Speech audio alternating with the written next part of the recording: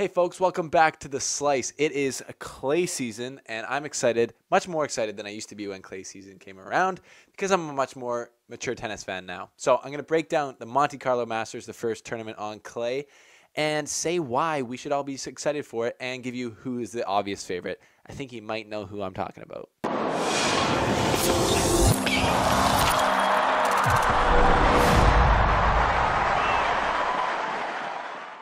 Well, folks, thanks for tuning into the show. Make sure you hit that subscribe button. Hit it. Hit it hard. The red button down there really helps me out. But we are in clay now, and it always feels like a new chapter's turned, you know? And I think that it's going to be an exciting time, even though Federer's not playing, which is obviously sad for me because he's my fave. He's my man. He's not playing, but I'm excited to see all these other guys step up because I'm going to be paying way more attention now than I used to during this season because I used to be such a one-headed Federer fan. I used to only care about Federer on the tour. Now I care about the whole tour. So when a clay season came around, I kind of would be nervous because he typically lost a lot. But he's not even playing, so there's no disappointment for Federer fans other than he's not playing. But lots of great matches are going to be happening because I feel like we have more people that aren't injured now playing again. We got Goffin playing again. We got Dimitrov playing again. We got Dominic Thiem who came back from his broken ankle, how I still don't know how that happened. If you know how Dominic Thiem broke his ankle, comment that in the section below. Because, yeah, I think a bunch of guys are coming back. Djokovic is back, and Nadal's back playing well. So the clay season is going to be fire, I think. It's going to be a hot fire, and we should all be tuned in. I was looking on YouTube today for Monte Carlo videos. There's, no Monte Carlo YouTube channel. There's no hype around it. I'm the only one hyping this up, it looks like, right now. But I'm hyping it up because it's going to be a classic clay court tournament, I think, because Rafael Nadal is easily the favorite. He played in the Davis Cup last weekend, I think, and looked spectacular. He looked as good as he's ever looked on clay. I don't know. He looked like old Nadal on clay, and it's dangerous, and it's scary. And I was thinking watching those matches, when he was beating down on Kohlschreiber, little Philip Kohlschreiber, who's 5'9" or 10, single-handed backhand. I was like, how did Federer ever beat Nadal on clay? He's beaten Nadal on clay 3 or 4 times, I think. How do you ever beat that? His balls are so loopy and they can't bounce so high. It's just crazy. So I'm kind of excited to just actually watch the clay court season and see all these matches and see the different ways it's played and see the different styles players use in these matches to control the different surface. I was actually, because I'm a tennis historian, I was actually just watching a match between Rod Laver and Bjorn Borg, from 1976 or something. It was Rod Laver is pretty old at this point, and Bjorn Borg is the young guy coming up, and they were talking the exact same way as when Federer played Nadal. It's crazy. It's weird how similar it was. Borg is, they say, the first Nadal. Nadal's the new Borg, and Federer's the new Rod Laver. But they're saying, well, they're saying Laver isn't used to this young guy Borg being so fast. That they're such a great clay court player. This Borg guy is Laver is really struggling out here, and it was this is classic. This is what it sounded like when Nadal came onto the scene and started upsetting Federer. So that was cool to watch. They played a lot different back then. The style was completely different. But Monte Carlo 2018, Nadal's the favorite, and he's the favorite because he's playing well, and there's no sign of his injury. In the Davis Cup, there's no sign of his injury. He's looking well. We don't know how well his body's going to hold up. If you're wondering, there's a new article on the slicetennis.com written by Tom Hubedin, written from Mexico, but he's French. So he's giving the French slice from Guadalajara, Mexico, on the slicetennis.com. Go check it out. But Nadal's looking the best. No sign of his injury. So if no injuries come up, he's the guy to beat in this tournament. Now, he might face a little bit more pressure than he did last year because he has to win this tournament in order to keep his #1 ranking, if I'm not mistaken.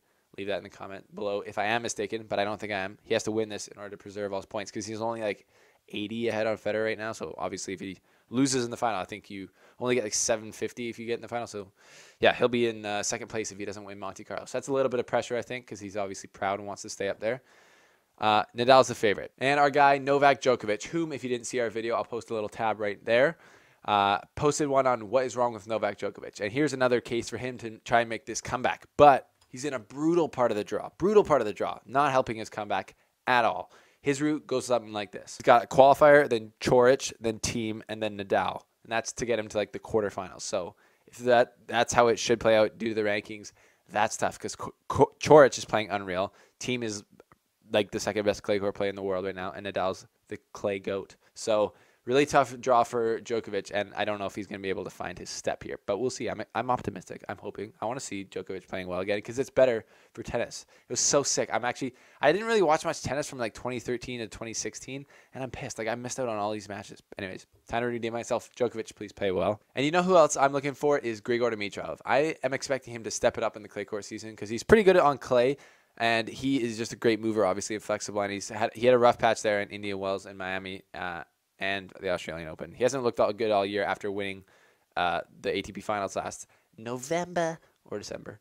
But I'm expecting him to look good, and I'm excited to just watch these matches. Also looking for Feliciano Lopez. There's different guys that I'm like hyped on right now. Feliciano Lopez is looking good, even though he's like 34. I don't know, he's old, but I watched him beat Jack Sock in Indian Wells. If you haven't checked the vlog, check the vlog.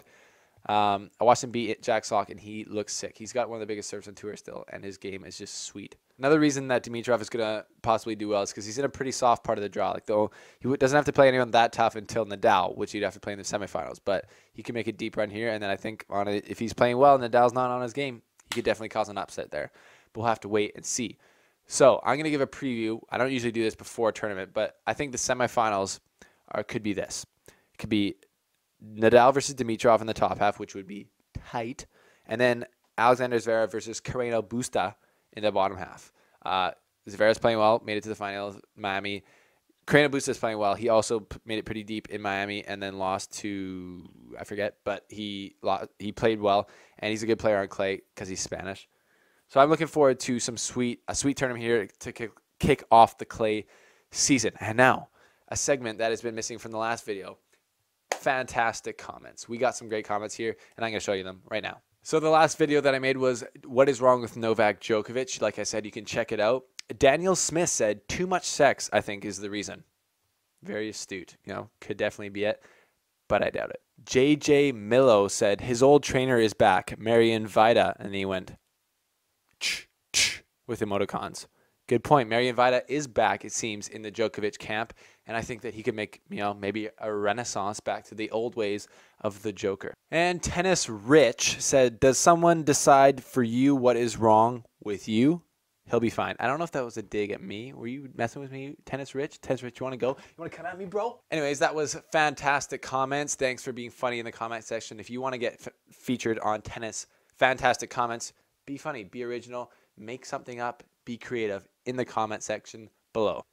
Well, that's the show, folks. Thank you so much for tuning in. Please subscribe to The Slice. Subscribe, click that button, and I'll drop these balls. But I'm excited for clay because it's a great surface. And there's clay courts here in Victoria where I live, and I'm going to get on those and post on my Instagram when I am. So follow at The Slice Tennis on Instagram. But, keep up with me during this clay court season and leave in the comment below who you think is going to win Monte Carlo. And if it's Nadal, just say that. But, who do you think would be the biggest other person to win it other than Nadal? Let me know. That's the show, folks. Thanks for tuning in. The Slice Tennis News is online as well. There's articles that you can read on the website, and they are the best. So add that to your list of places to go to figure out what's going on in the tennis world.